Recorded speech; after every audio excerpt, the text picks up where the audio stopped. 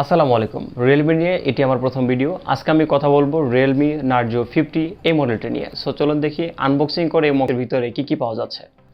দেখি আনবক্সিং করে বক্সের ভিতরে ফোনের সাথে কি আছে।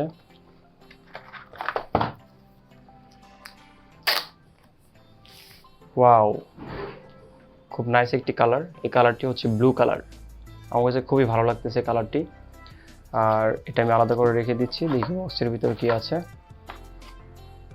একটি অ্যাডাপ্টার 33 ওয়াটের একটি অ্যাডাপ্টার দেওয়া আছে, একটি ডাটা কেবল দেওয়া আছে, USB type C port, transparent একটি কভার আছে, ইউজার মেনু, ওয়ারেন্টি বই।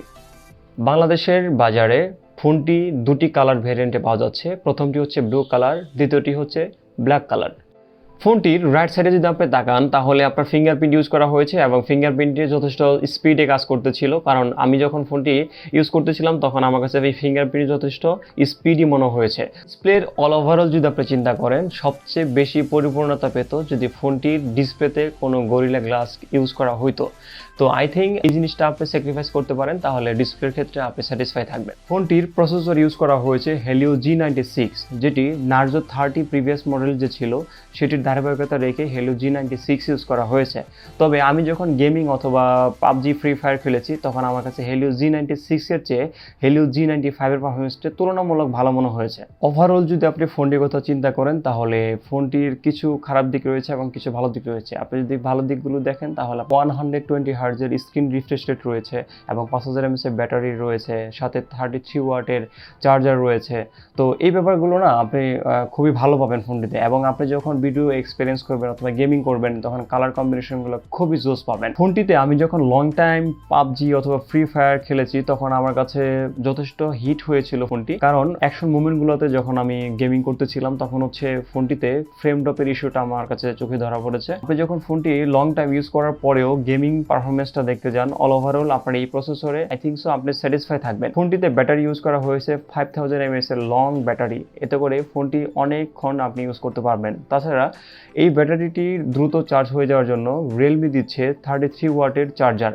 এছাড়াও আমার কাছে 33 ওয়াটের চার্জার দিয়েও যখন আমি চার্জটি করেছি তখন আমার কাছে 1 ঘন্টার মতো অল ওভারঅল সময় লেগেছে। ফোনটি যখন 100% ফুল চার্জ করবেন তখন অ্যারাউন্ড 1 আওয়ার সময় আপনার লাগবে। এবং ফোনটিতে যে ব্যাপারগুলো আমার কাছে ঘাটতি মনে হয়েছে, আসলে রেঞ্জ অনুযায়ী ঘাটতি বলে ব্যাপারটা ভুল হবে, তারপরেও দেখা গেছে মানুষ এগুলো ডিমান্ড করে। লাইক সেটা হতে পারে ভিডিও করার সময় আপনি 4K ভিডিও করতে পারছেন না, এটার মধ্যে আপনার 30 fps এ ভিডিও করতে হচ্ছে 180p তে। ফোনটির ক্যামেরা নিয়ে যদি আমি কথা বলি তাহলে ফোনটির ব্যাক সাইডে ট্রিপল ক্যামেরা ইউজ করা হয়েছে, যেটির প্রাইমারি ক্যামেরা ইউজ করা হয়েছে 50 মেগাপিক্সেল এবং ডেপথ সেন্সর ইউজ করা হয়েছে 2 মেগাপিক্সেল এবং ম্যাক্রো লেন্স ইউজ করা হয়েছে 2 মেগাপিক্সেল। এখানে আমি আলট্রা শুটার ওয়াইড অ্যাঙ্গেল যে ক্যামেরাটি আছে এটিকে খুবই মিস করছি। যদি এটি দিত তাহলে অবশ্যই ক্যামেরা পরিপূর্ণতা পেত। এবং আপনার ক্যামেরা দিয়ে যে ছবিগুলো তোলার পরে যে ডার্কনেসের যে ব্যাপারগুলো আছে, সেলফি দিয়ে যখন আমি পোর্ট্রেট ইফেক্টের ছবি নিচ্ছিলাম তখন আমার কাছে এইচ ডিটেকশনটা ওরকম অ্যাকুরেটলি মনে হয়নি।